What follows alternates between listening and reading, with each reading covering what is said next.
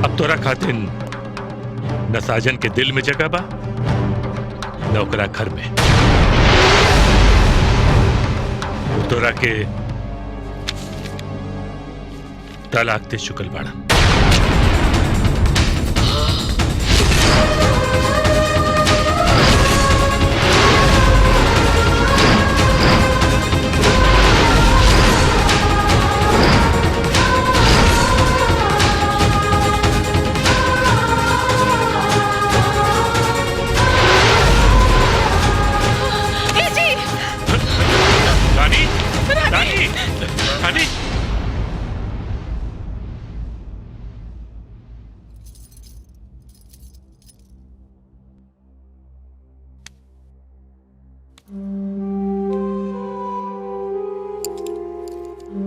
अरे आप लोग टेंशन में क्यों हैं?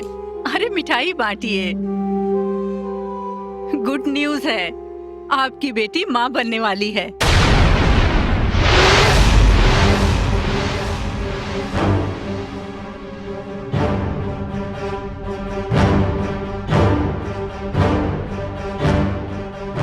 इतनी कमजोर कैसे हो गई? ठीक से खाना वाना खाती है कि नहीं? आप लोग इसकी सेहत का ख्याल रखिए, तभी तो तंदुरुस्त बच्चा होगा। परेशान होने की कोई बात नहीं है, थोड़ी देर में होश में आ जाएगी। ठीक है, अब मैं चलती हूँ।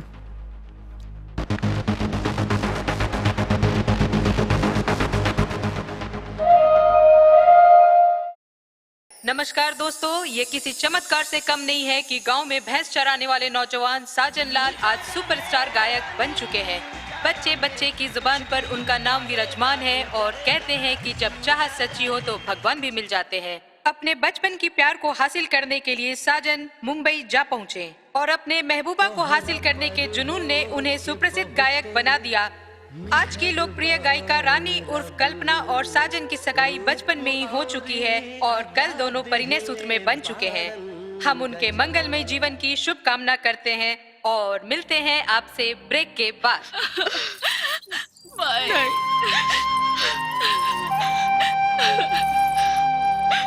बहन, हमारी बेटी के सास ना माई बन के रखिया। चिंता मत करें, रानी की महारानी जैसा रखा, माई का कब्बों कमी ना होके दे। चलो बेटा।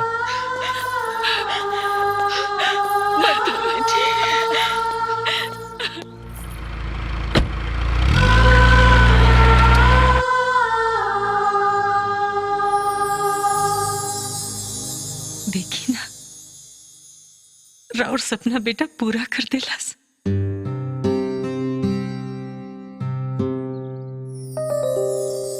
रानी के बहू रानी बना के लिया है।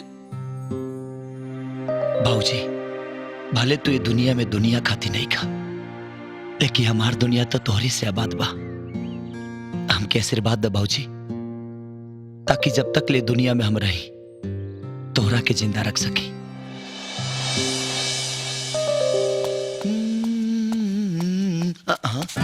तब पहले ये बताई कि बड़की माई हम कब बनब? तोरा से ज्यादा जरूरी तो हमारा बा भाऊजी। हाँ। चिंता मत करा, सौर लिपे खाती तोरे के बुलाई। हाँ। त सौरी के सौदा तैयार बा, जाई। तरौआ है न आई, तब ना हम जाई।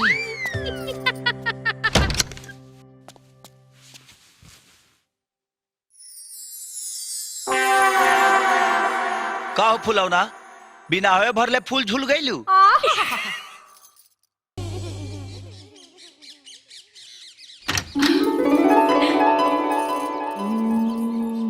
Good morning. चाय लाइल बानी।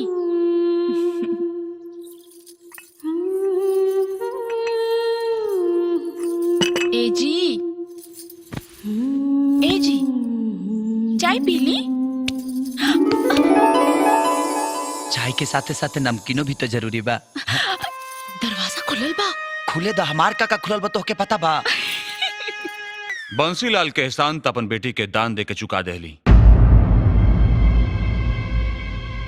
लेकिन साजन के दिहल 6 करोड़ कैसे चुकाई? एहसान। एहसान बहुत खामोश होला, वो अंदर अंदर इंसान के इतना खोखला कर देला कि इंसान जिल्लत के मौत मरे पर मजबूर हो जाला। हसमुख जी, बेटी के आड़ में अपन हार कह बहुत बनी। का कर सकेली? बहुत कुछ, अभी भी कुछ नहीं के बिगड़ल। वक्त के नजाकत के समझी। कल्पना चूल्हा चौकी खातिर ना, एगो महान गायिका बने खातिर जन्म ले बाड़ी, और उनका के शिखर पे पहुंचाए खातिर हम अपन सब कुछ दांव पे लगा दी। बस राउर सपोर्ट चाहिए। कैसन सपोर्ट? जैसे श्री राम के भक्ति में हनुमान जी अपन शक्ति भुला गए रहले, वैसे ही कल्पना साजन के प्यार में अपन कला और करियर दोनों भुला गए पड़ी। जाई रउआ याद दिलाई और कोयला से कोहिनूर निकाली। वादा करता नहीं, दौलत और शोहरत रउआ सिर पर है। कितना अजीब बात हो। साजन बाबू गायक से नायक बन गई और तू गायिका से गृहिणी। अरे हम तोरा खातिर का सपना दिखले रहनी। बाबूजी, जवन सपना रवा हमरा खातिर सजवले बानी, ओही सपना हम साजन खातिर देखले बानी।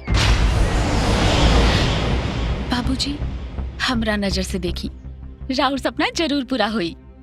बस फर्क इतना रहे कि राउर बेटी ना दामाद पूरा करी है। बिटिया, जब अपन खून बदरंग हो जाला तो दूसरे का खून पानी नजर आवेला। बिटिया, हमरा के पूरा विश्वास बा कि हमार खून हमरा सपना के बदरंग न होके दे। तू हमार सपना जरूर पूरा करबो, काहे कि हम तोहरा के हमेशा अपन बेटी ना बेटा समझ ले बानी। बिटिया, हलवा तैयार हो गल है, संधि जी के लेके अंदर आवा।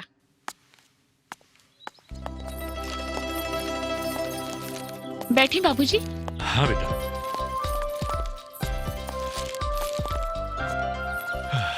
ली हलवा खाए भाई साहब, और इतने से काम ना चली।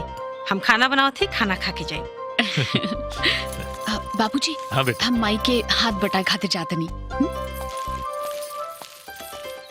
हमार बेटा एक दिन तोरा बेटी के अपन दुल्हन बना के ले जाई। बंसीलाल, जौन हवा के तोहार परिवार अपने सास का ताजगी समझता, वो दरअसल आंधी का झोंका है।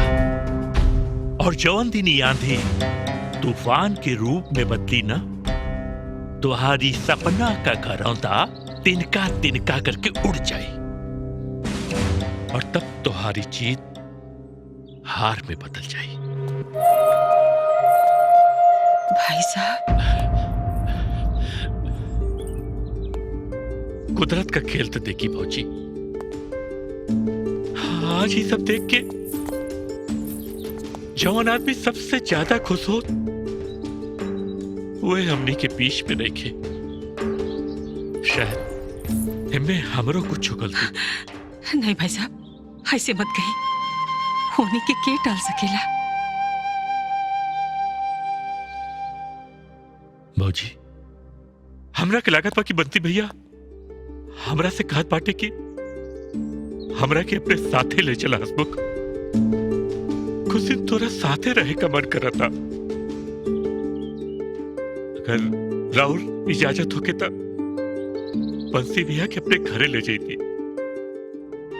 भाई साहब, जकरा खातिर दिल में इज्जत होला, ओकरा लगे रहे खातिर केहू के इजाजत लेवे के जरूरत ना पड़ेला।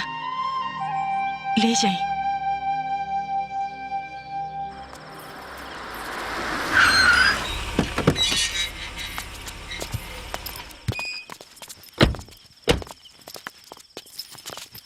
पहले हमार गिफ्ट, फिर अंदर शिफ्ट।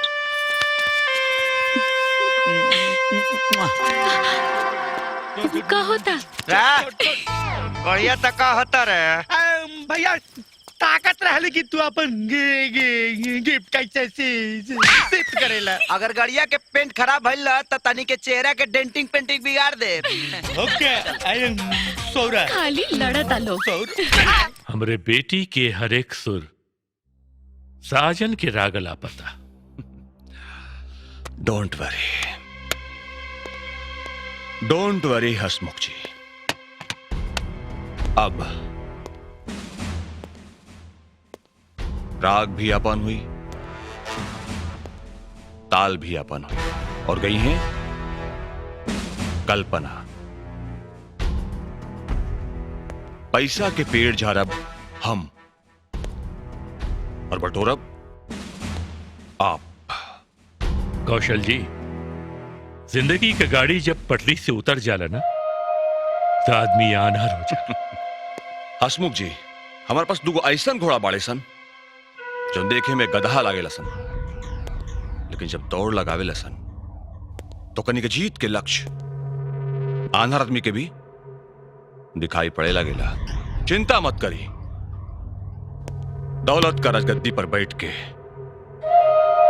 राउर के शोहरत के अरमान भी पूरा हुई और हमारा अरमान भी अधूरा ना रही। रहल बात बंसी लाल के, तो बंसी लाल के भी आत्मा हाय हाय करे। जय हनुमान ज्ञान गुण सागर। कितना बढ़िया बाल बन रहे। ज्ञान गुण सागर। बहुत नीक लगा था, है ना? माई, हाँ बेटा। अब बाबूजी के फोटो का भाई? अरे बेटा, वो कल तो हर ससुर जी आला ना तोरा बाबूजी का फोटो देख के उनके दोस्ती के जमीर जाग गई।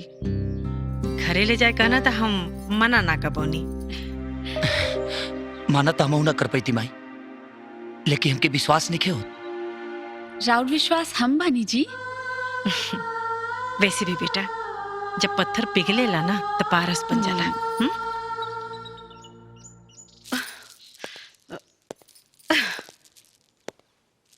रुक जा, फूल माला मत चढ़ावा। बाकी स्वर्गवासी इंसान के फोटो पर तो फूल माला चढ़ावल जरूरी होला जी। बंसीलाल तोहरे नजर में मरल बाड़न, वकील हमरा खातिर त वो आज भी चिंता बाड़न। और जिंदा आदमी के तस्वीर पर फूल माला ना चढ़ावल जाला। जब रिश्ता गहरा हो जाला त इंसान की ऊंचाई और बढ़ जाला।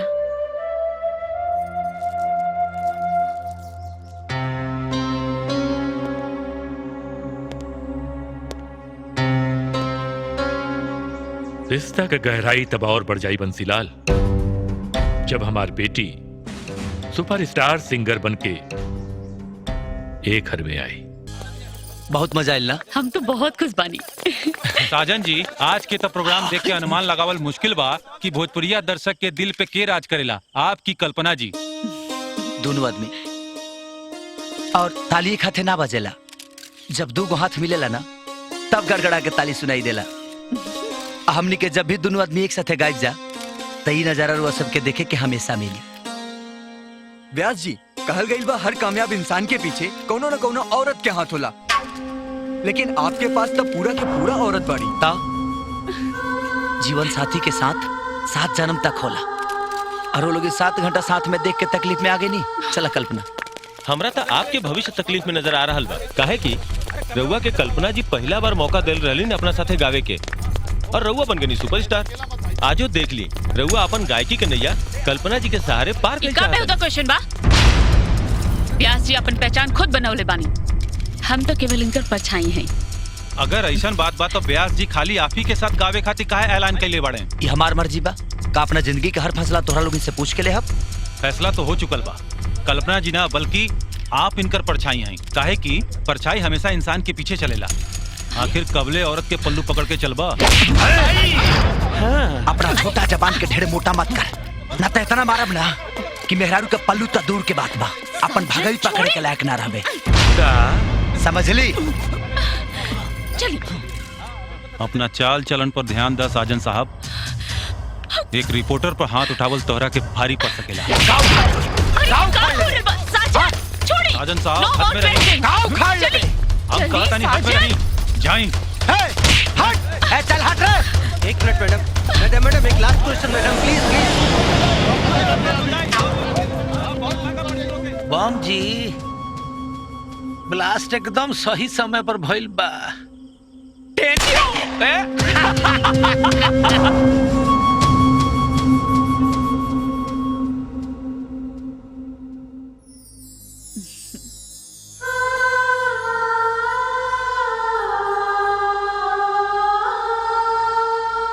का सोचो तानी जी? कुछ ना।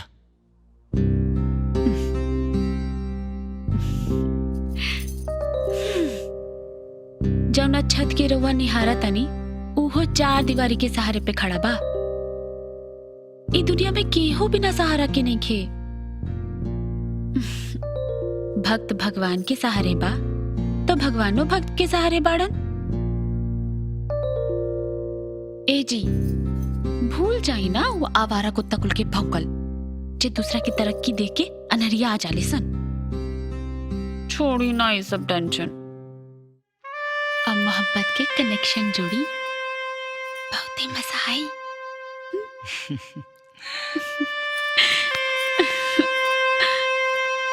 अरे ये पर नेक जोड़ी है। हाँ देखी तो भाभी कैसन बा? अरे बड़ नेक। हाँ ठीक बा भाभी, जोन जोन जरूरत रहे तो मिलिए गई ना। हाँ चला चला।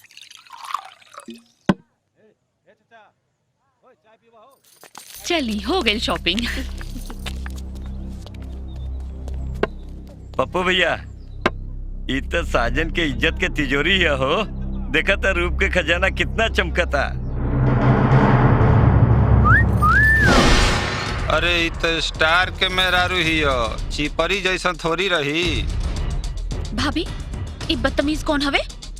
ऐसन गली के कुत्तन के कोनो नाम ना होखेला। चला देवरानी। का हो भौजी, तहार बसियाइल कलौजी हमरा गले धरता आ हमरा आगे के थरिया काहे खींचतारू? यह ड्यूटी पर जब डबल ड्यूटी होई तब पुरान हिसाब रफा दफा होई। अभी बताओ तनी, छोड़ी इनके।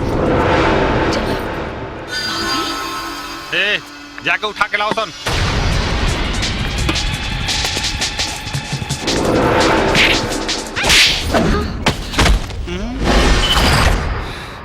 एक कुकुर हमारा रास्ता रोके के कोशिश मत कर, न तो तहार हिसाब किताब के नया अकाउंट खोल दे।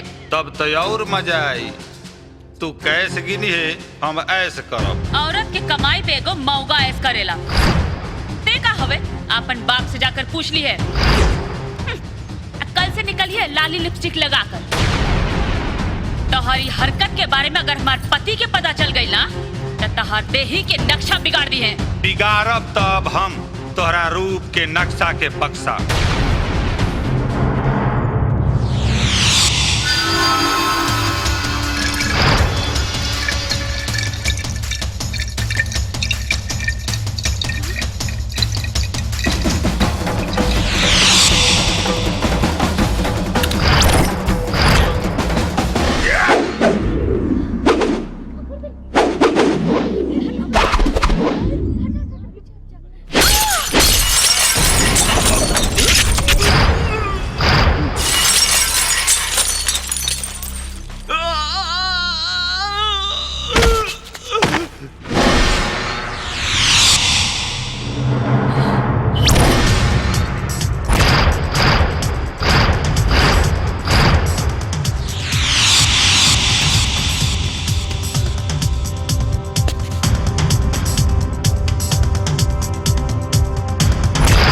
हमरे जान के रूप तो बच गई, लेकिन तोरा रूप के अपना हाई टेम्परेचर धूप में ऐसा जलाई कि तोरा हड्डी के सुरमा बना के तोर बाप अपने आंख में लगा के घूमी।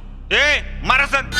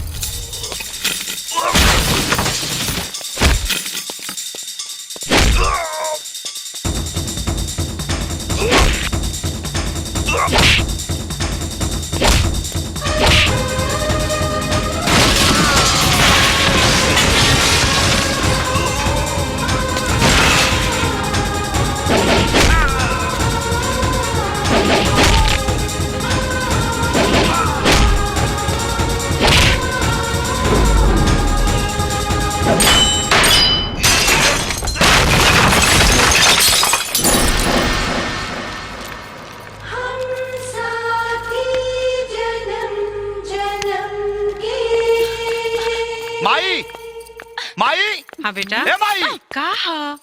माई हम माना तानी कि तू रानी के बेटी की तरह माने लू, लेकिन तुम्हारी बेटी ना पतो है पतो। आई क्या अकेले मार्केट जाए देवे के छूट दे ठीक नहीं खे। तो का हम 24 घंटा घरे घुसल रहा। हम ये कहा तानी तोहरा जाही करला तो तू हमसे बोले रहा, तू हम घुमा के लेके आई रहती। घूमे ना गल रहनी जी, कुछ जरूरी सामान किने के रहे वही किने गल रहनी। ता हमहू लेके आ सकत नहीं है। औरत की कुछ सामान होला ना अम्मा जी, जे सिर्फ औरतें किन सकेले। अरे बेटा का तू मेहरारू के बीच में टांग अड़ावत हुए हैं? दुल्हन ठीक कहता रही जो माई, लेकिन तोहरो पता होके के चाहिए कि रानी के नैहर ना ससुरा हा। लोग यहाँ दूसरा के घर जला के अपन रोटी से केला। अब सेके चाहे फेंके, आई डोंट केयर, हम अपन जगह पर बिल्कुल ठीक बानी।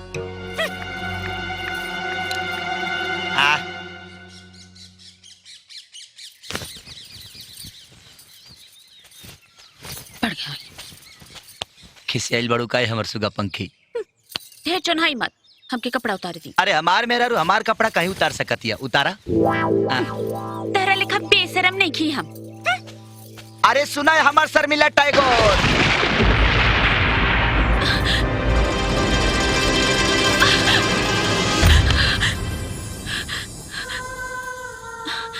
हम जब भी गुस्सा है हमके हमेशा ऐसे ही मनाइब ना। हर समय हर पल एक जन्म ना 7 जन्म तक मनाए। और ये अवार्ड जाता है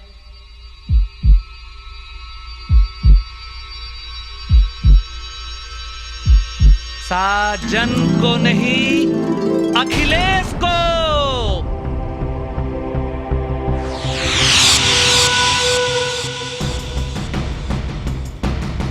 बहुत बुरा भल व्यास जी।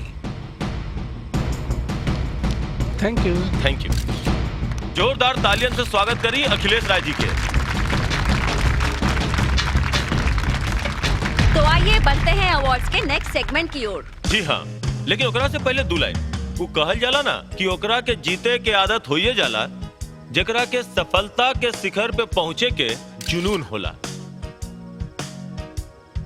Best female singer award. Best female singer award. जी हाँ, और ओकर नॉमिनी बा लोग राधिका जी, सीमा जी और कल्पना जी। जी हाँ, इस अवार्ड को देने के लिए मैं बुलाना चाहूंगी वॉइस म्यूजिक कंपनी के चेयरमैन श्री कौशल कुमार जी को। Kaushal Kumar ji please come on द जोरदार स्टेज। तालियों से स्वागत करिए सर के। A big applause for Mr. Kaushal Kumar ji. Sir.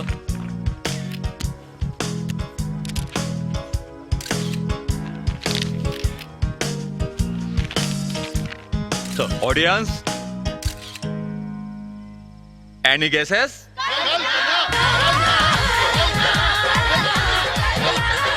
Best female playback singer award goes to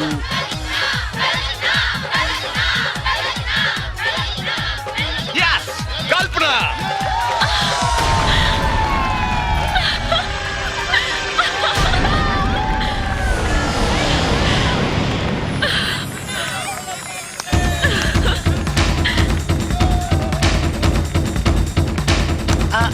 ब्याची बच जाइए। बैठ जाइए।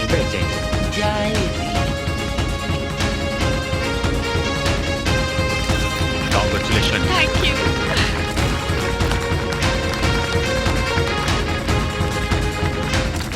माइक,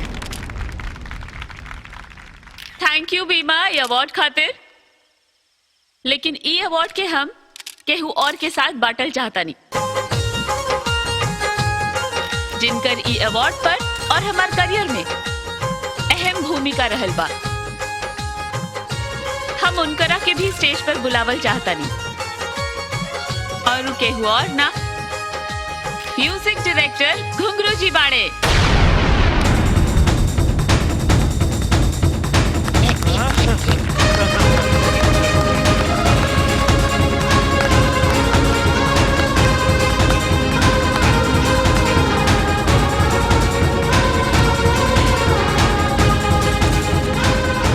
व्यास जी कहाँ जाता नहीं? फ्रेश हो गया होता नहीं। अच्छा। पार्टनर जी कल्पना जी के बाद व्यास जी के हजमा खराब को दहलोस।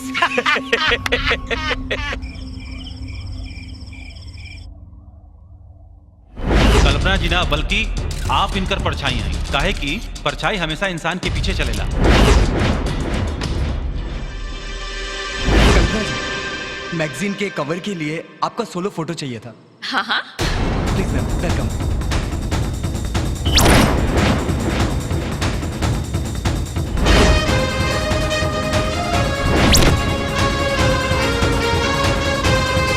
Best female playback singer award goes to Kalpana.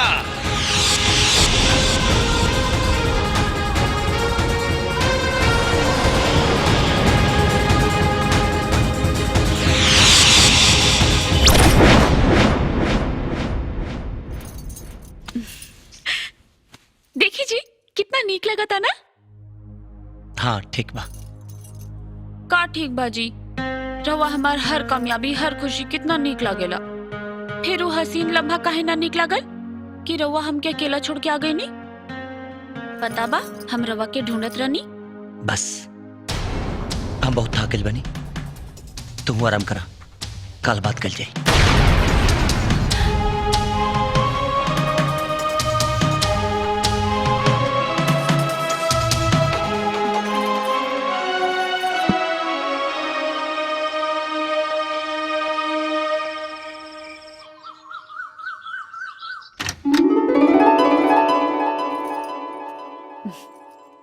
Good morning.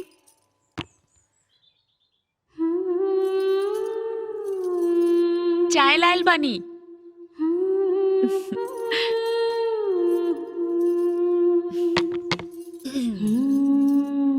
उठी चाय पी ली।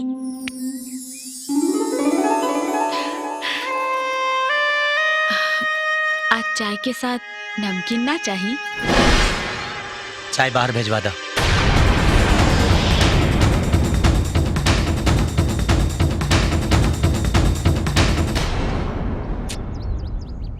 दमदम जी कितना देर और इंतजार होखी, बुलवाई ना।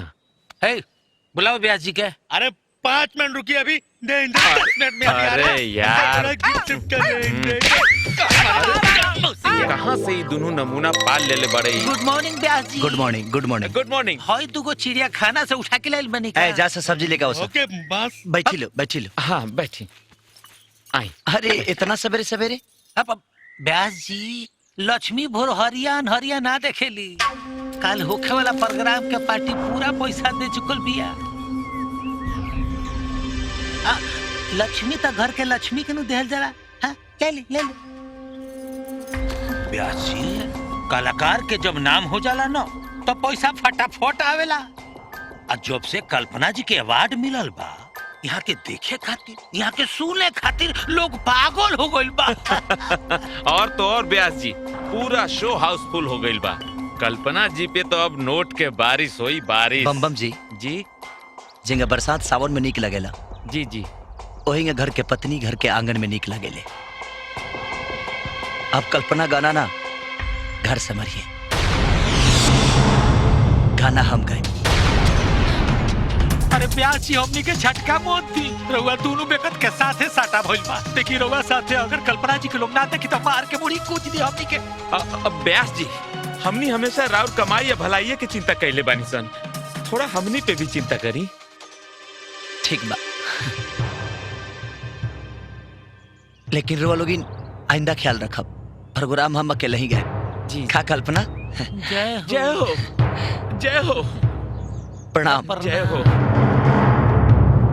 ऐसन का हो गई कि हमार गावे में रवा इतराज होके लागल। पहले तो खुद ही कतरानी की गाओ। कल्पना हर काम के एगो समय होला और अब समय नहीं है।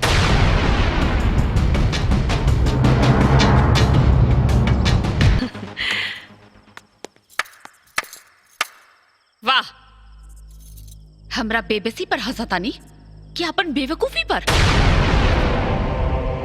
सवाल करत तारू कि जहर उगले तारू। अमृत पर भगवान के हक होला। राहुल आज के ही हरकत के बाद हमरा नजर में इंसानों लायक नहीं की। लागता तोहर दिमाग खराब हो गइल बा। अरे खराब तो हमार जिंदगी हो गई बा, रउआ जैसे जन्म मोहना आदमी से शादी करके। अरे दुल्हन ये तू का बात करता रू? पब्लिक के जूता चप्पल खा के आ रहल बानी अम्मा जी। जब दिल दुखाला तो जबान से खाली सच्चाई निकलेला। अगर हमरा साथे स्टेज शो करे में रउआ के शान शर्मिंदा होत रहे तो प्रोग्राम कैंसिल काहे नहीं करवाईनी? आवे के बोल के धोखा देवे के का जरूरत रहे? रानी तू हमके समझे के कोशिश कर। हमारा ऐसा कोनो इरादा ना रहे। हम प्रोग्राम में आवते नहीं है। अचानक यहाँ से कॉल चल गए कि माई के सांप काट देले बा और हम भागल भागल यहाँ चले नहीं। मेहरारू के आगे महतारी के प्यार करल बहुत अच्छा बात बा, बाकी मेहरारू के धोखा पे धोखा दे के ओकर बेइज्जती कइल बहुत गलत बात बा। कहाँ कटले बासा हम तो देखी। हम एकदम ठीक बानी बिटिया, कौनो रंग नंबर के सही समझ के आगल रहे। हसवा कितनो मढ़ाइल रही अपने ओरे खींची। देखा रानी माई से बदतमीजी मत कर।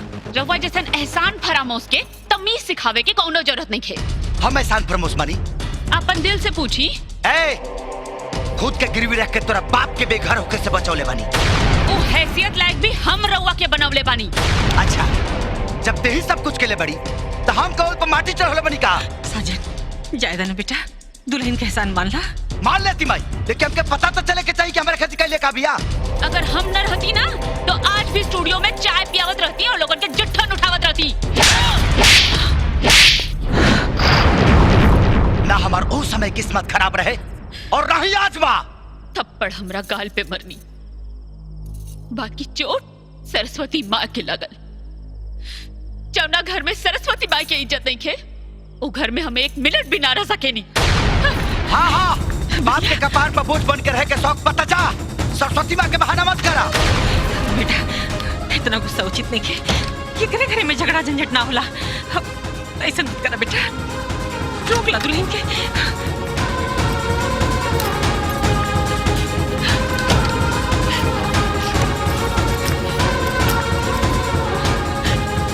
रुक जा दुल्हन। जाए दे भाई, पता तो चले कि जौन औरत अपना पति के इतना बेइज्जत करके जाती है ओकर बाप ओकर कितना इज्जत कराता। नहीं बेटा। दुल्हन का बात बा बेटी? दामाद जी से कोनो वाद विवाद भइल? माई तू ही न कहलू कि पति पत्नी एक दूसरे के शान और जान होला। हाँ बेटा। फिर हम वो आदमी के साथ कैसे रह सकेनी जेकर जान हमार शान से जरूरत होके? वो घर में कैसे रह सकेनी जहाँ औरत पर मर्द हाथ उठावत होके? हमरा के पहले ही शक रहे। जब एगो मयान में दो तलवार न रह सकेला तो एगो छत के नीचे दो गो गायक कैसे रही?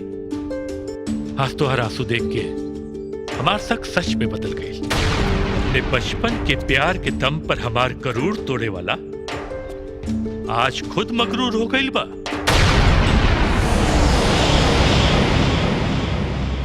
बिटिया हम समझ गई नहीं कि तोहार स्वाभिमान ही ओकरे अभिमान का कारण बन गई बा।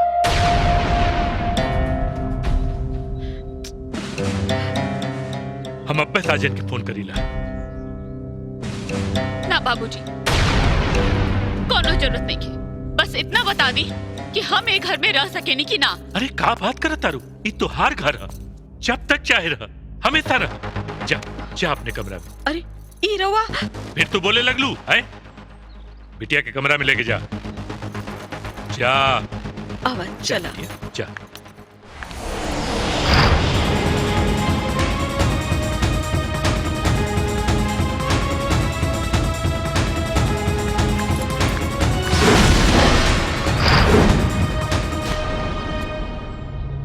तार सपना अधूरा रह गल बंसी।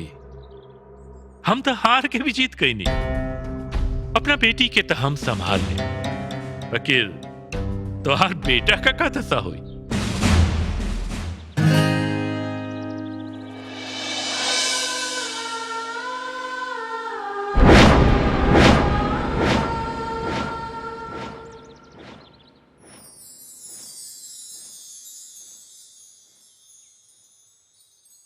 बेटा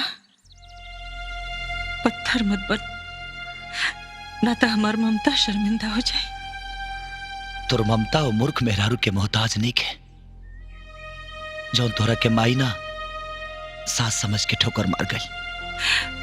बेटा, ठोकर खाए वाला समर जाला, बाकी ठोकर मारे वाला जख्मी हो जाला। जख्म तो भर भी जाला बेटा, बाकी एक बार अगर रिश्ता में दरार पड़ गई, जान ले लेला। वो दरार पड़े से पहले दुल्हन की मना के लिए बेटा। लेकिन भाई हम कुछ नहीं के सुन ना तो तुम्हारे बाबूजी का सपना पूरा होके भी अधूरा रह जाए। बंसी, तोहार सपना के महल के शमशान समझ के छोड़ आयल हमार बेटी, और तोहार बेटा के एक एक बूंद आंसू एक एक हथौड़ा के तरह तोरे आत्मा पर चोट करी, और हम उस चोट पर नमक रगड़े।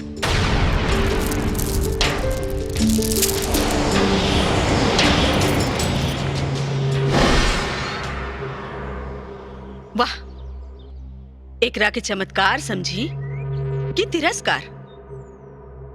दोस्त के मार देनी या दोस्ती खत्म हो गई? एगो बेटी के महतारी की नजर से सोचा, जेकरा चेहरा पर पसरल मातम चिल्ला चिल्ला कर कहता कि हमारी दोस्त मर गई। और सुना, ये हमार और बंसी के बीच का मामला बा। तू जाके रानी के देखा जा।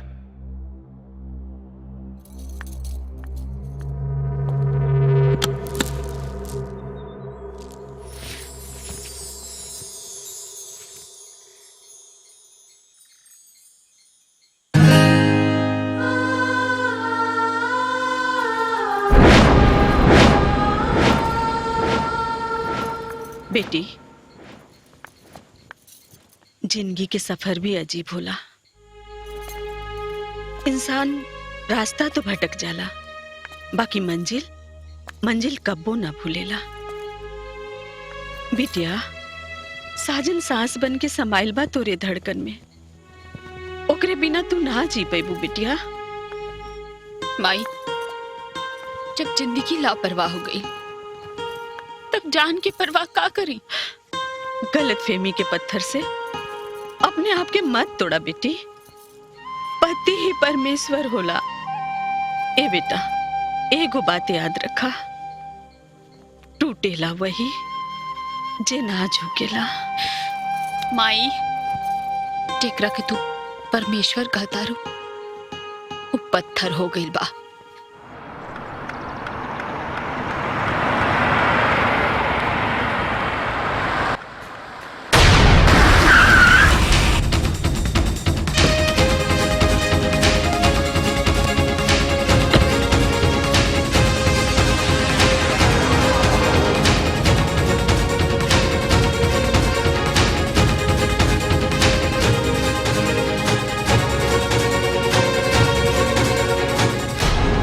नमस्ते दामाद जी।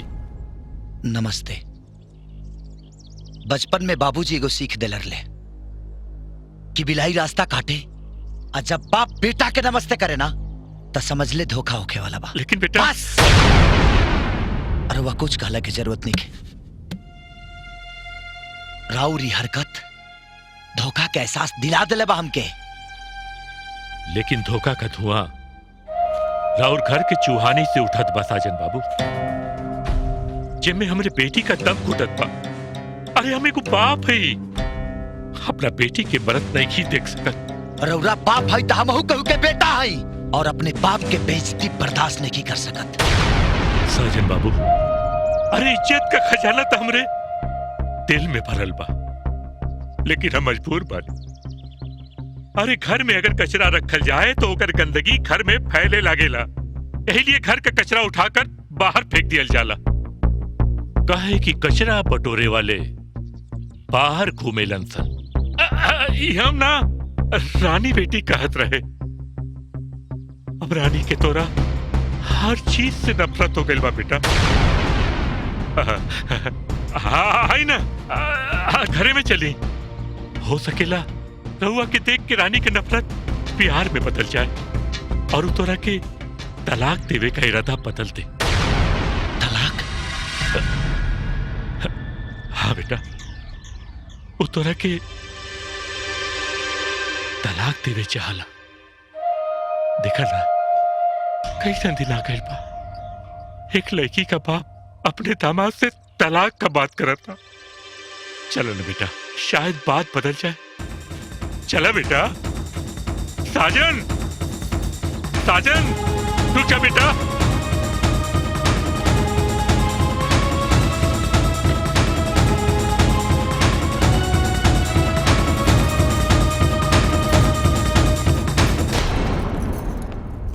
बाबूजी, साजन अंदर का ही नहीं आई निहा। बेटी, हम लोग से बहुत नहीं हो रहा कहीं नहीं। कैसे कही तोरा से हमरा के तो समझ में नहीं किया आवत। बेटा, ओकरा के तो तोरा सूरज से नफरत हो गई बा। अरे अब ना तो तोहरा से कोनो रिश्ता रखे चाहता, ना हमने। एकर मतलब वो हमरा से मिले ना आयल रहन। ना बेटी, अरे वो तो अपने बाबूजी का फोटो लेवे आल रहे।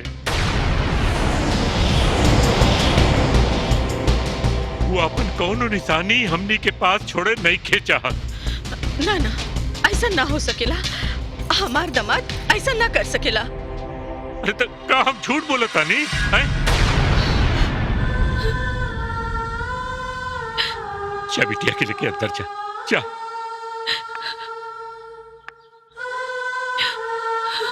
चला बेटी।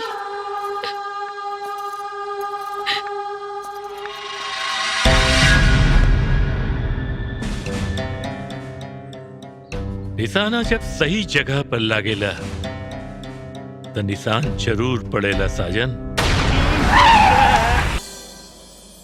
ताकत ताकत आँख पथरा जाई का तब्बो तू हमके ना बुलाई बा।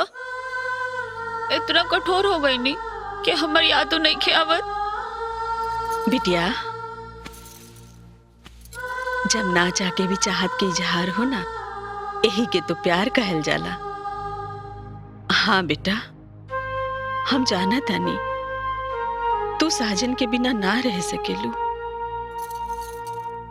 तू माई हो ना, यही से बेटी के बिरह जान ले लू।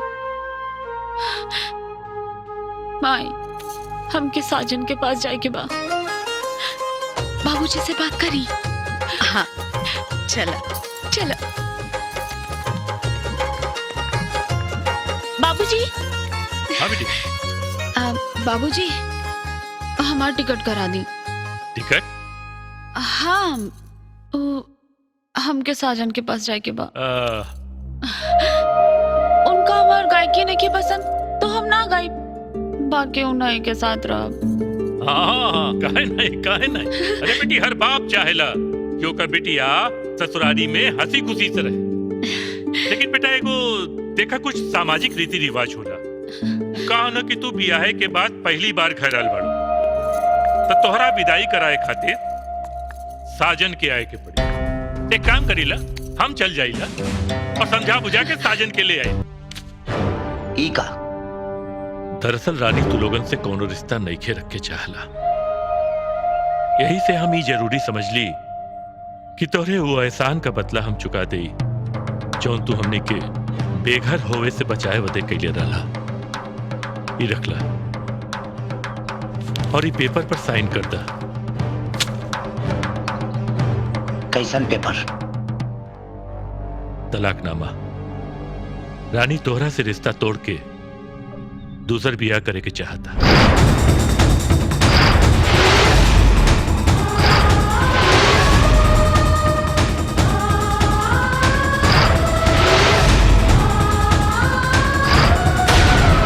भाई साहब, कैसन बात करता नहीं? रघु रानी की तरह बुद्धि का बैल होगल बनी का? अरे केकरा घरे में मर्द मेहरारू के बीच में झगड़ा झंझट ना होला, लेकिन एकर मतलब ई तना ना होला कि रिश्ता रेगिस्तान और बुनियाद बंजर हो जाए। मौजी, रिश्ता के रास्ते पर चले वाले मुसाफिर जब एक दूसरा से दूर हो जाले तो मजबूरी गार्जियन के मुंह पर मातम जैसन लगेला। अगर हम अपना बेटी के खुशी में साथ न दे तो लोग हमारा मुंह पर थूकी हैं। हम अपना संस्कार के साथ ना जाए दे दीपेन।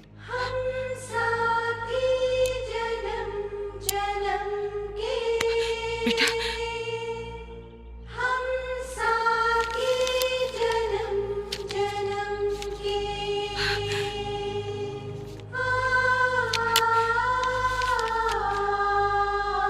ये पेपर ले जाके अपना बेटी के मुंह पर चिपका दे और मुंह गंदा होके से बच जाए। धन्यवाद बेटा। भौजी हमार कहल सुनल माफ करिएगा।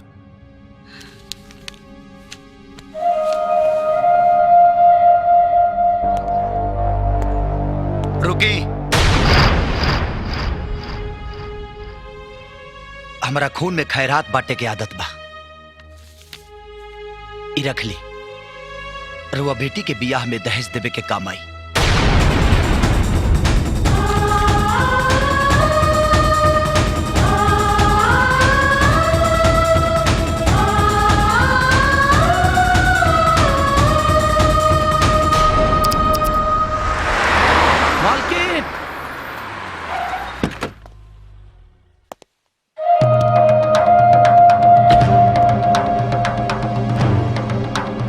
मालकिन मालकिन मालिक आ गए। जो दामाद जी के खातिर नाश्ता पानी लेके जो। बाबूजी साजन कहाँ बाड़न? का बात बा बाबूजी? घर में सब हालचाल ठीक बा ना? वो ठीक बाड़न ना? अरे बताए ना, दामाद जी कहाँ बाड़न? वो अब कब्बो नहीं है। कौन बात नहीं के? उनाई हन तो हम उनका पास जाइब, अभी जाइब। रुक जा, कौन फायदा नहीं के।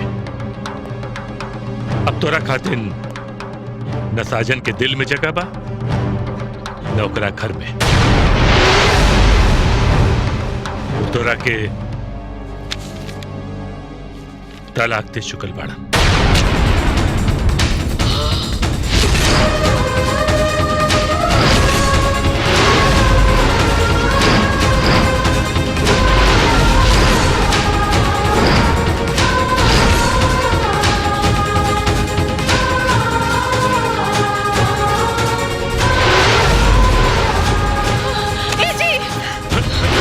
रानी, रानी, रानी।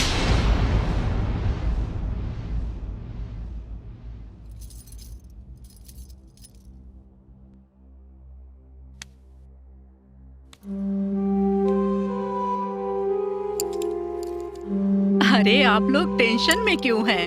अरे मिठाई बांटिए। गुड न्यूज है, आपकी बेटी माँ बनने वाली है।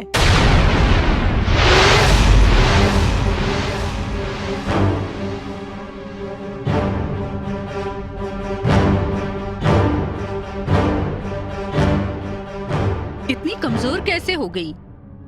ठीक से खाना वाना खाती है कि नहीं?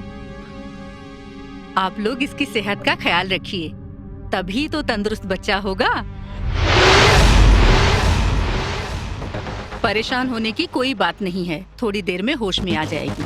ठीक है, अब मैं चलती हूँ।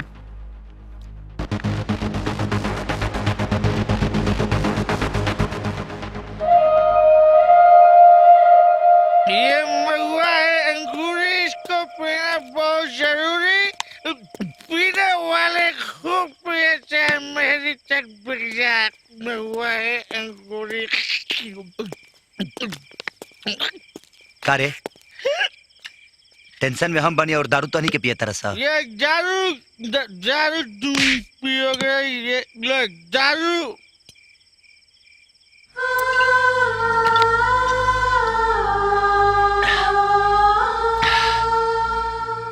कतरा कतरा ना, आज तक पूरा समुंदर पिए के प्यास बा।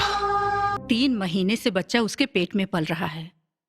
मैं अबॉर्शन नहीं कर सकती, और अबॉर्शन में माता पिता की रजामंदी की जरूरत होती है। वैसे भी वो बहुत कमजोर है। अगर आपको बच्चा नहीं चाहिए तो उसे किसी अनाथाश्रम में डाल दीजिएगा।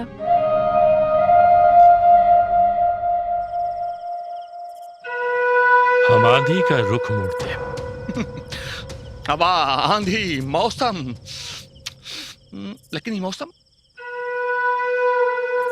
मुड़े वाला ना, जुड़े वाला बा। कहेंगी बच्चा अक्सर माई बाप के जोड़ दिला सन। और हमरा के अपन म्यूजिक कंपनी और कल्पना का भविष्य खतरे में नजर आता। तो हर खतरा डाले और तोरे म्यूजिक कंपनी बदे कल्पना के गांव के यात्रा के तरकीब हम सोच ले बानी। और रहल बच्चा के बाद तो ओकर व्यवस्था हम कर ले। ला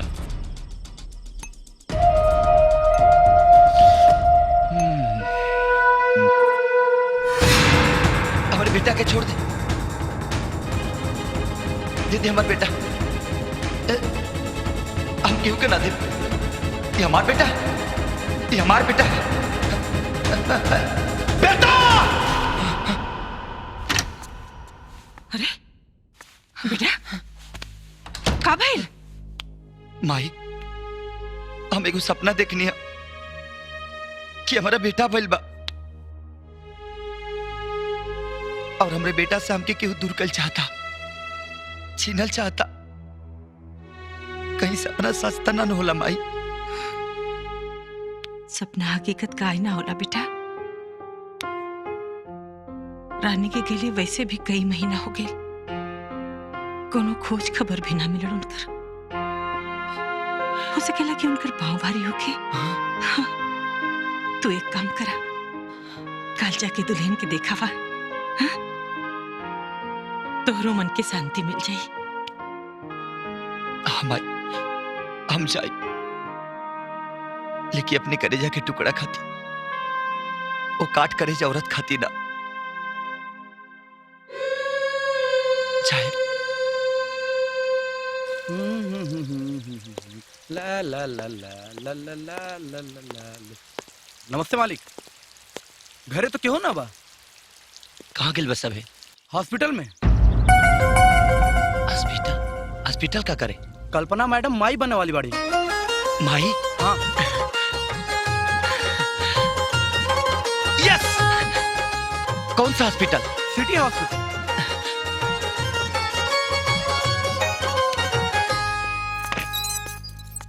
हसमुख जी, मैंने आपसे पहले ही कहा था कि इनकी सेहत ठीक नहीं है। एक तो वक्त से पहले डिलीवरी होना, जच्चा और बच्चा दोनों कमजोर हैं। मुझे ऑपरेशन करना पड़ेगा। करिए, हाँ। करिए। कहो अब सब ठीक हो जाए, भगवान पर भरोसा रख। अब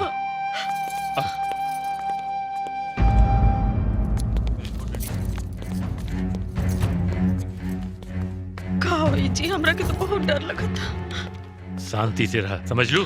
जाके बैठो। नहीं, हमरा के ना बैठे के बा। रवा के इतना गुस्सा ना करे के रे। देखिए आज का होता। अरे बैठा शांति से, सोचे दम के। हे भैया, अगर ये यहाँ रही तो बच्चा के ठिकाने लगावे मुश्किल हो जाए। सुना? सुन लो ना डॉक्टर का कहलीन? एक काम कर, घरे चल जा। हम पर्स ले आए भूल गली, जल्दी जल्दी में जाके कुछ पैसा लेके आवा, यहाँ जरूरत पड़ सकेला। काहे भूल गई नहीं फिर हुआ? अरे जमा करे के हो पैसा, जा फटाफट।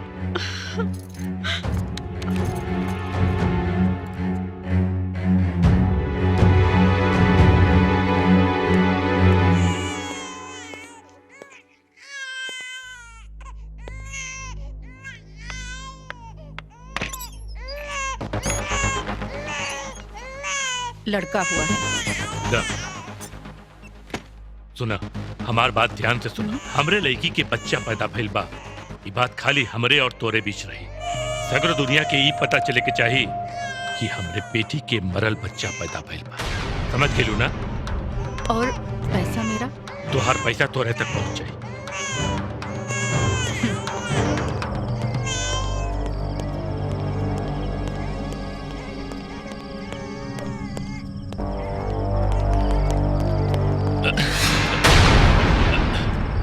साजन बाबू, आप यहाँ? हमार किस्मत भले करवट ले लोग है, लेकिन हमार समय हमारे साथ चला था ससुर जी। कितना बदनसीब भाई बच्चा कि एकरा पैदा होते ही रानी पाप समझ के एकरा के दुत्कार देहलिन। एकर मतलब ये हमार खून है? हाँ साजन बाबू, ये तोहरे खून बा। यही से एकरा के देखते ही रानी का खून खौल जाता। कहाँ ले जाता नहीं ये मासूम के? ये बच्चा से जितना नफरत रानी के बाद उतने नफरत तोरा के एकरा से हो कि यह सोच कि हम एकरा के अनाथाश्रम लेके जाता नहीं। ससुर जी, महतारी का आचरा भले मासूम खाती कफन बन गए लोग, लेकिन बाप के प्यार एकरा खाती अमृत बनी। और बाप के रहते बेटा अनाथ में के हो सकत दी हमरे बेटा के। देखी, हमरा के गलत मत समझी साजन बाबू, हम रानी के चित के आगे मजबूर बानी। देखी, हम अपना रिस्क पर ये बच्चा आपके दे सकत बानी, लेकिन एको शर्त बा। हम अपने औलाद खाती शर्त के हर वो पिंजड़ा में कैद होके खाते तैयार बनी। अपन चाहत तब बताई। हमार ना रानी की चाहता। देखा, ये लड़का का परछाई भी वो अपना ऊपर ना पड़ देवे के चाहता नहीं। और न तो हार वादा करा, ये लड़का लेके कब्बो तू रानी के पास ना आई बा, ओकरा जिंदगी से हमेशा दूर रहबा। जौना औरत के ममता अनहर हो गई होके, वो हमरा के देखे के काबिल नहीं के।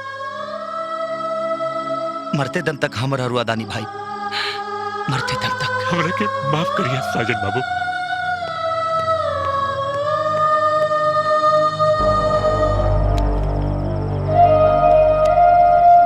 लगा था अपन चरित्र बचावे के चक्कर में लड़का देखे हम गलती करते नहीं।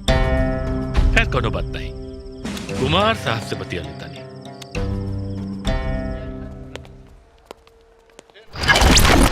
देख ले, ये हमारा रास्ता का काटा कौनो कीमत पर बचे के ना चाहिए।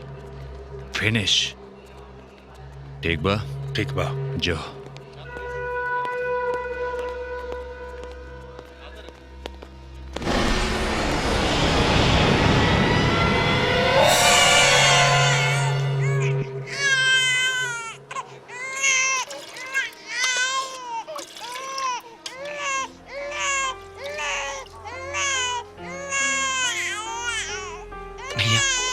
थोड़ा पकड़ी ना।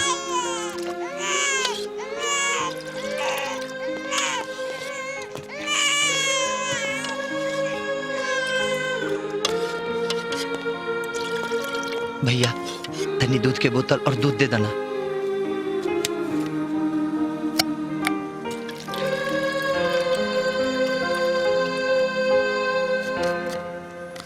Thank you.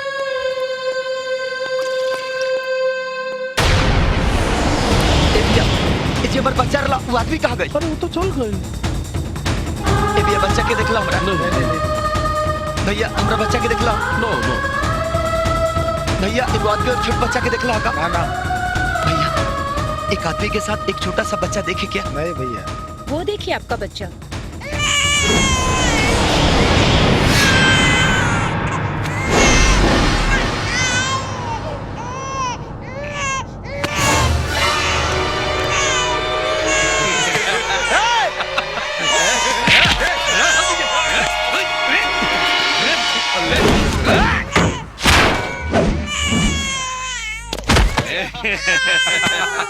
बेटा, पापा। ले ले पप्पा, पप्पा, ए पप्पा, अरे ले ना। ले जाओ।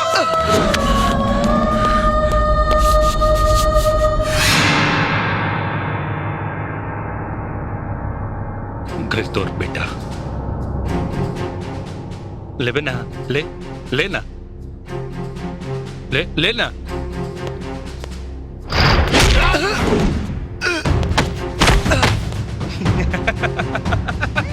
ये लो। पप्पा, पप्पा, हो देख, पप्पा, पप्पा। ले ले ले ले हाँ हाँ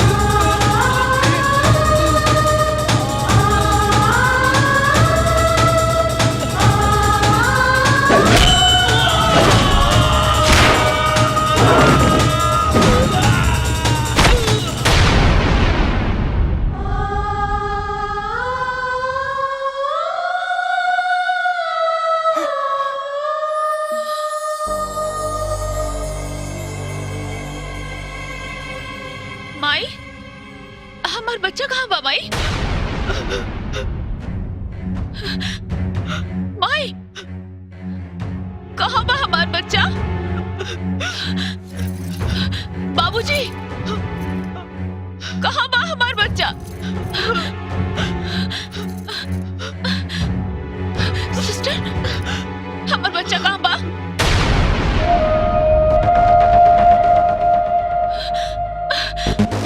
क्यों कुछ बोलत काहे नहीं खे? तू तो एगो माई बाड़ू, एगो माई की ममता के साथ खिलवाड़ मत कर। बतावा ना कहाँ बा हमार बच्चा? बिटिया तुहार बच्चा दुनिया में आए के पहले ही आंख मूंद ले रहे, तोरा के मुअल बच्चा पैदा भल रहे। ना ना बाबूजी कहना ही झूठ बा। बाबूजी कहना झूठ बा।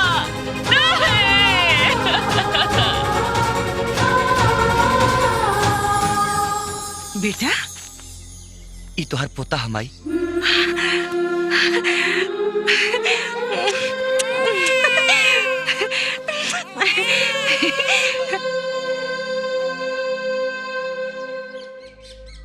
दुल्हन रे माई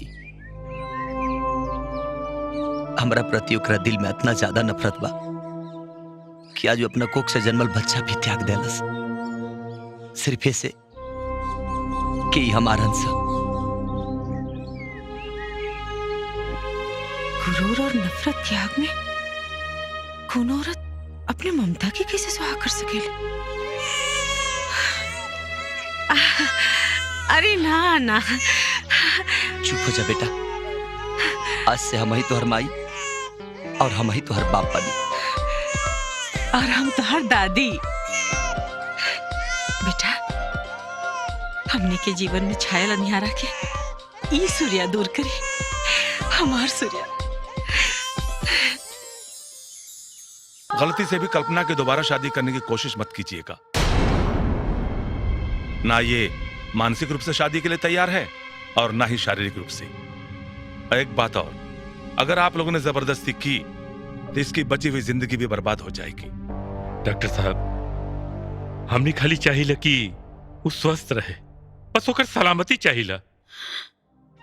डॉक्टर साहब, एक के गो बेटी बिया हमार, हमने के वो है जिंदगी बिया। रवा कुछ भी करी ओकरा के ठीक करती। एक उपाय है। मैंने गौर किया है कि वो बच्चों के साथ रहना बहुत पसंद करती है। आप उसे ऐसी जगह ले जाइए जहां बच्चे ही बच्चे हों। शायद वो इस सदमे से उबर भी जाए। ऐसा एक जगह बा हमरा नजर में।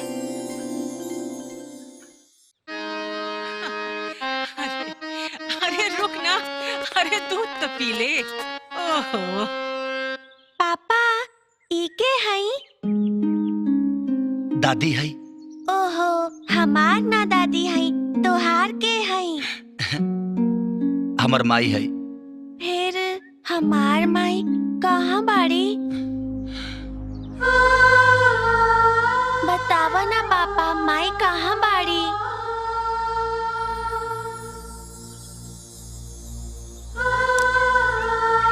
पापा बतावा ना।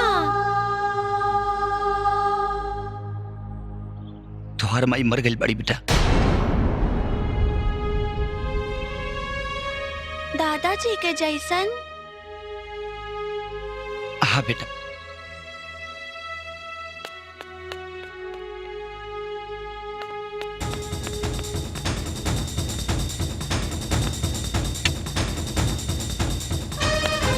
सूर्या, ई तू का करे जाता रहा? दादाजी नियन माई के फोटो पे माला चढ़ावे। रह दे बेटा, वो औरत तोरा माला के भार सहे के लायक नहीं के। हम माला चढ़ाई। हम मना करे हने की माला मत चढ़ाओ। हम चढ़ाई। हम कहा था नहीं कि छोड़ता। हम चढ़ाई। सूर्या, चल। बेटा,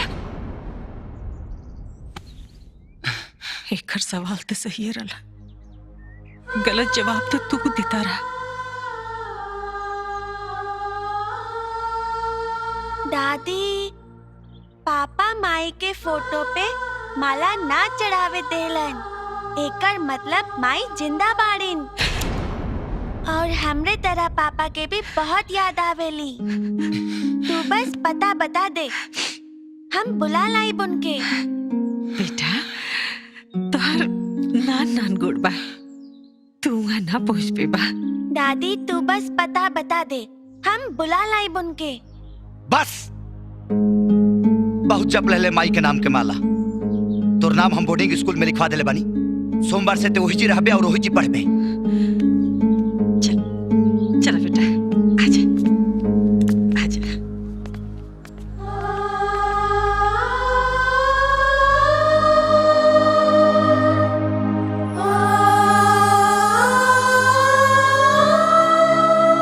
बेटा के छुए छाती फाटा था और माई के ममता पर कोयला पड़ गई।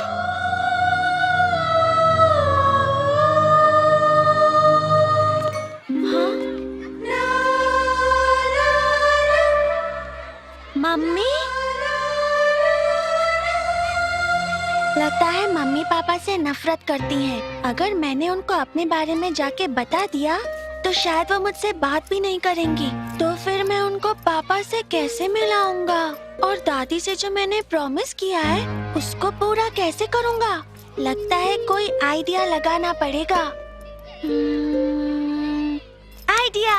ओहो, हसमुख मेरे यार, उखी दस यार, welcome to Oxford public school मेरे दोस्त। नमस्ते भाभी। नमस्ते। और सब ठीक ठाक है? भाई बिटिया नहीं दिखाई दे रही है। तू केहू के खोजो तारो का मम्मी? ओ सॉरी आंटी। हाँ बेटा, अपन बेटा के है तोहार बेटा? तोहरे जैसन हुई। लेकिन हम तोहार बेटा कैसे हो सकेनी? हमार तो सिर्फ पापा है, हम तो अपन पापा के बेटा है। वही तो बाड़ी, पता नहीं कौन बच्चा के अपन बच्चा समझ के बतियावा ताड़ी। ओ यार, बच्चा किसी का भी हो, बेटी तो अपनी है। बस किसी भी हालत में अपनी बेटी ठीक होनी चाहिए। हाँ भाई साहब, रावर मुंह में घी शक्कर। भगवान करे हमारी बेटी जल्दी ठीक हो जाए। चलिए आइए अंदर चलते हैं। अरे गाड़ी में कुछ सामान पड़ल बा। अरे यार गाड़ी में सामान है तो चपरासी को भेज कर मंगवा लेंगे। आइए आइए भाभी जी, आइए चलिए। अरे आइए चलिए तो। अरे मेरी बेटी आ जाएगी। तो मिलबू हमारे पापा से? पिला, बाकी तू हमार दोस्त बनबा? दोस्त? हाँ बने, ठीक बा। हम अपन पापा के फोन करके बुला लाई। ठीक बा।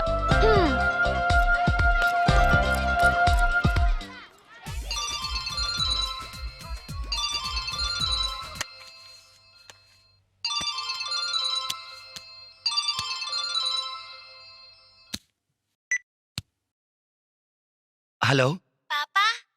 हाँ बेटा। पापा, हम रहुआ के अपन एक खास दोस्त से मिलावल चाहता नहीं, बहुत खास दोस्त। अच्छा, लेकिन बेटा हम रिकॉर्डिंग में बनी। आ जाए ना प्लीज, और आते वक्त हमार माउथ ऑर्गन ले आए। ठीक बा बेटा, हम ले आए। ओके पापा, थैंक यू। बाय बेटा।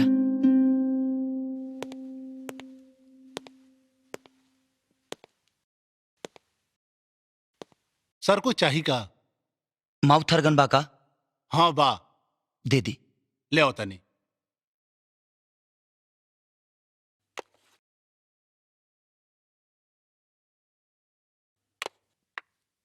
माउथ ऑर्गन बा? एक गो बा। तो हम कहाँ दूगो मंगले बनी? पैक कर दी। पर ई त इनकरा का दे देले बनी।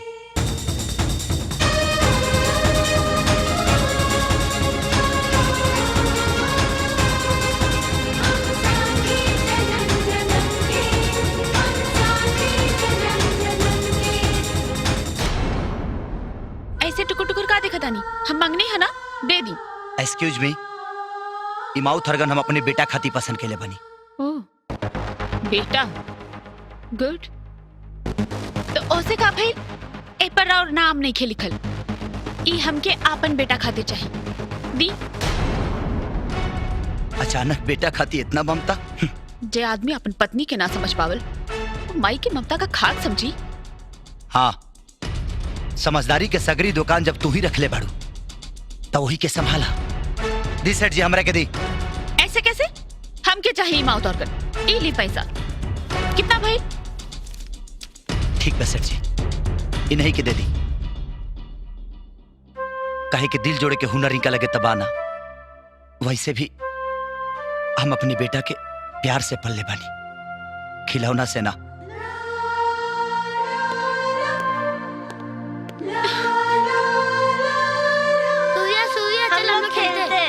मुझे नहीं खेलना, तुम लोग जाकर खेलो। ठीक है।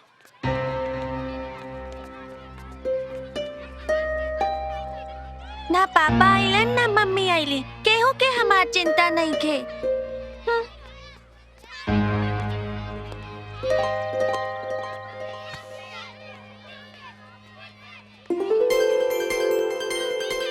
सॉरी।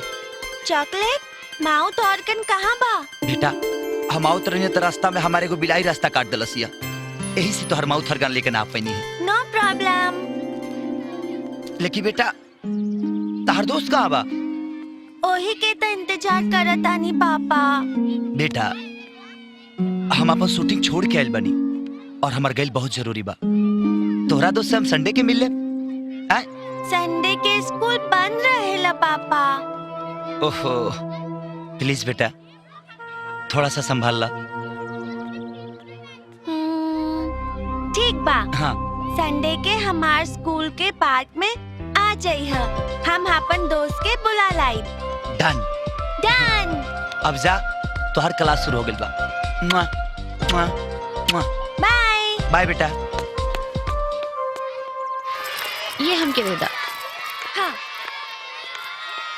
इला गिफ्ट। ई का हा? ई माउथ ऑर्गन बा, तारा खातिर gift. Thank you mummy. Welcome. Not welcome, जा हम तोरा से बात ना करब। का भाई हमरा राजा बेटा के? पापा लंच टाइम में आके हमरा से मिल लेलन। तू लंच टाइम में काहे ना आइलू? सॉरी बेटा, एगो ऐसन मनहूस शक्ल से मिल गई नी कि गाड़ी के टायर पंचर हो गई, यही से ना पाऊनी। सच्ची? मुच्ची। ओके, संडे के पापा आवे के प्रॉमिस कइले बारन। तू स्कूल पार्क में हमार इंतजार करी है, हम बुला लाई पापा के। ठीक बा। और अगर तू ना आइलू तो हम तोरा से कबो बात ना करब। ना बेटा, हम ना टाइम से पहले आ जाए। ठीक?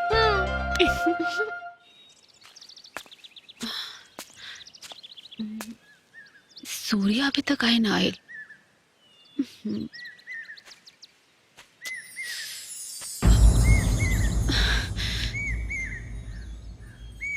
तू यहाँ का करत तारू?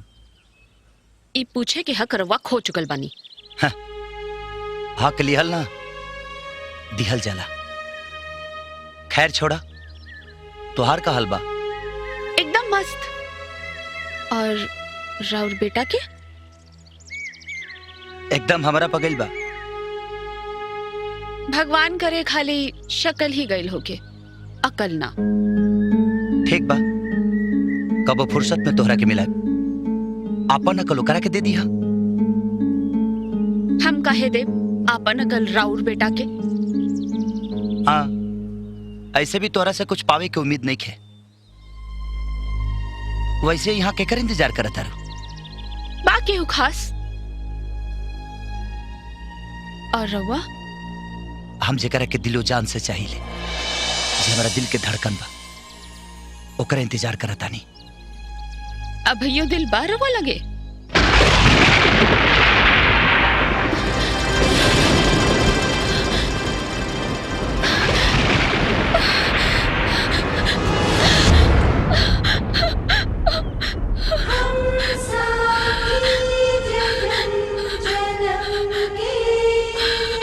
ध्यान से सुनबू, तभी वो दिल के धड़कन तो के सुनाई थी।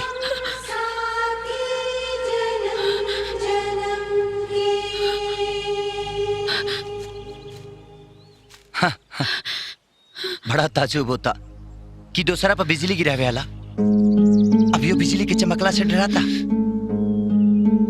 बिजली के गिरवले बा, आपन जमीर से पूछी।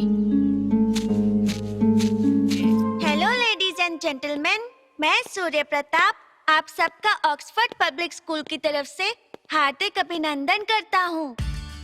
टीचर आज ना कुछ कहना है हमको। आज हम खूब मौज उड़ाएंगे। पूरे साल सुन ली आपकी, आज हम अपनी बात सुनाएंगे। और इस बाल दिवस के शुभ अवसर पर हम सब बच्चों की हौसला अफजाई और इस पूरे कार्यक्रम को संगीतमय बनाने के लिए मैं स्टेज पर आमंत्रित करना चाहता हूँ मशहूर फीमेल सिंगर कल्पना जी को। प्लीज पुट योर हैंड्स टुगेदर फॉर कल्पना जी।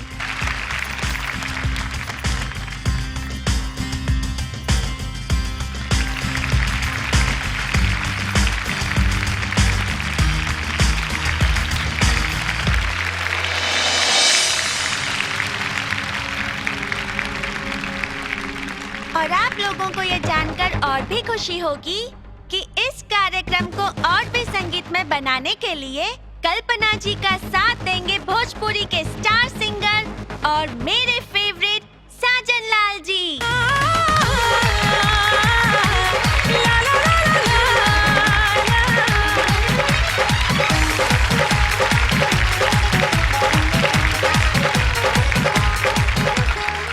बेटा माइक दो। सभी दर्शकों को मेरा प्रणाम। मैं आप सब से क्षमा चाहती हूँ कि मैं इनके साथ नहीं गा सकती।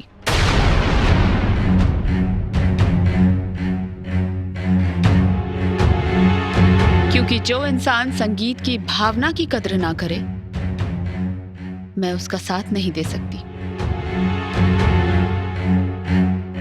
सॉरी सूर्य। अरे कल्पना जी प्लीज रुकिए, प्लीज कल्पना जी प्लीज। सॉरी सूर्या।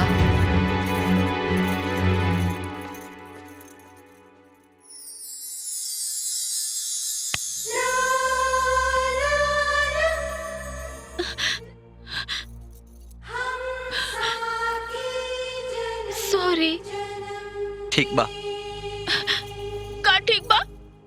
रवा तो कहले रहनी ना कि हम जब रूठब तो हमके बनाई। हमके मौका तो मिले के चाहिए ना। का मौका मिले के चाहे? रवा के पता बा इतना शर्म कैसे रहनी है? एक को मेर हमारी याद ना आए। अरे यार मैंने आप लोगों को इतनी मुश्किल से मिलाया और आप लोग फिर चालू हो गए। हम साथी जन्म जन्म के, हम साथी।